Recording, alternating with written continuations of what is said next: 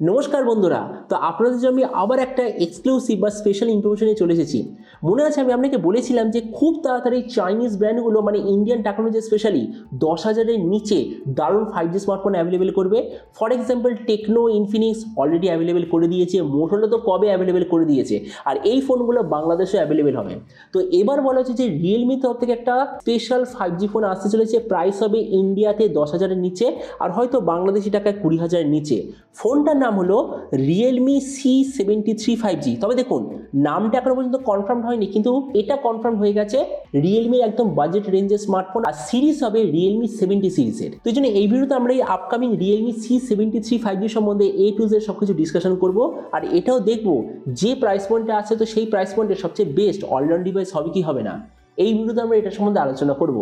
তো চলুন শুরু করা যে ভিডিওটা কোনো সময় নষ্ট না করে, আপনি যদি গ্যাজেটল বাংলা চ্যানেলে প্রথমবার আসেন আর এরকম বাংলা টেক ভিডিও ডেইলি দেখতে চান, তাহলে গ্যাজেটল বাংলা চ্যানেল সাবস্ক্রাইব অবশ্যই করে নেবেন। তো প্রথমবার আলোচনা করবো স্মার্টফোনটার ডিজাইন সম্বন্ধে। তো যেমন দেখতে পাচ্ছেন এবার যে রিয়েলমি C73 5G, পেছন দিক থেকে দেখতে এক্স্যাক্টলি এরকম। এর থিকনেস হবে 8.16 মিলিমিটার আর ওয়েট 197 গ্রাম। পেছন দিকে আপনি পাবেন প্লাস্টিকের ব্যাগ, সাইডেও আছে প্লাস্টিকের ফ্রেম, আর ফোনটা সববারের মতো আপনি মাল্টি কালারে দেখতে পাবেন।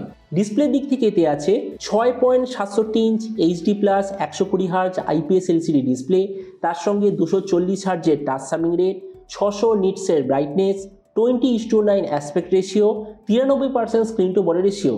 আর ডিসপ্লের যে প্রোটেকশন সেটা হলো পান্না গ্লাসের ডিসপ্লে প্রোটেকশন। তার মানে সোজা কথা বলতে গেলে যে প্রাইস পয়েন্টে আসছে সেই হিসেবে ডিসপ্লেটা সত্যিই খুব ভালো। প্রসেসরের দিক থেকে এতে আপনি পাবেন Dimensity 6300 5G প্রসেসর। কিন্তু একটা জিনিস মনে রাখবেন, এর যে প্রসেসর নেম সেটা এখনো পর্যন্ত কনফার্ম হয়নি, কেননা এটা বলা হচ্ছে যে এর মধ্যে যে 5G প্রসেসরটা হবে সেটা স্পিড হলো 2.3 GHz। এবার 2.3 GHz ওয়ালা 5G প্রসেসর কি অ্যাভেলেবেল আছে বাজেট রেঞ্জে সেটা আমার এই মুহূর্তে মনে আসছে না, কিন্তু মার্কেটের ট্রেন্ডের অনুযায়ী যতদূর মনে হচ্ছে এতে আপনি পাবেন Dimensity 6300 5G। ক্যামেরার দিক থেকে এতে আপনি পাবেন 50 আর একটা AI সেন্সার রিয়ার সাইডে, ফ্রন্টে আছে 8 মেগাপিক্সেলের সেলফি। এই যে স্মার্টফোনটা আপনি বিভিন্ন ধরনের র্যাম আর স্টোরেজ অপশনে দেখতে পাবেন। For example 4GB, 6GB, 8GB, 12GB RAM variant, তার সঙ্গে 128GB, 256GB, 512GB আর 1TB স্টোরেজ অপশনে দেখতে পাবেন। এর র্যামের কোয়ালিটিটা হবে LPDDR4X, মেমোরিতে আছে UFS 2.2 যেটার সঙ্গে হাইব্রিড কাস্টটের অপশান। ব্যাটারিতে আছে 5500 mAh ব্যাটারির সঙ্গে 45 ওয়াটের চার্জার, আর কানেক্টিভিটি হলো USB Type-C।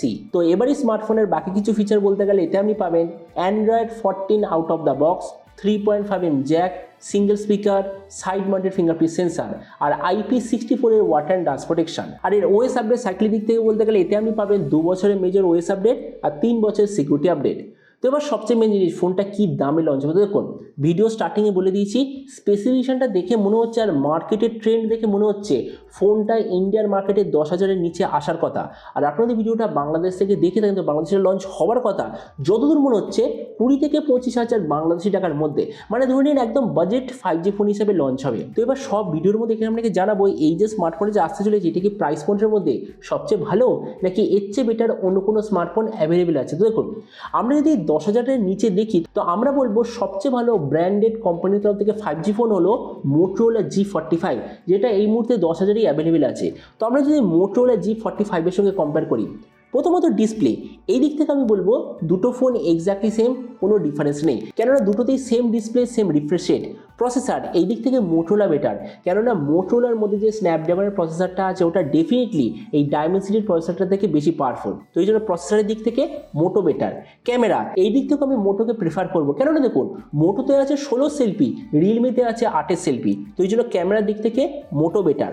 ভেরিয়েন্টের দিক থেকে দুটো ফোন সেম, কোনো ডিফারেন্স নেই। ব্যাটারি আর চার্জার এই দিক থেকে ডেফিনেটলি রিয়েলমি বেটার, কেননা দেখুন রিয়েলমিতে কি আছে 5500 mAh ব্যাটারি, 45 ওয়াটের চার্জার। মোটোতে কি আছে 5000 mAh ব্যাটারি আর 20 ওয়াটের চার্জার। তো এই জন্য ব্যাটারি আর চার্জারের দিক থেকে রিয়েলমি বেটার। স্পিকার অবভিয়াসলি মোটো বেটার, কেননা ডুয়েল স্পিকার। আর রিয়েলমিতে কি আছে একটা স্পিকার কিন্তু 300% অডিও মোড, যেটা এখন নতুন একটা সিস্টেম শুরু হয়েছে সেইটা আছে। তো এই জন্য আমি বলবো স্পিকারের দিক থেকে মোটো বেটার। আর OS আপডেটে অলওয়েজ রিয়েলমি বেটার, কেননা যতদূর মনে হচ্ছে ফোনটা আসবে অ্যান্ড্রয়েড 15 দিয়ে, তার সঙ্গে আবার 2 বছরের মেজর OS আপডেট।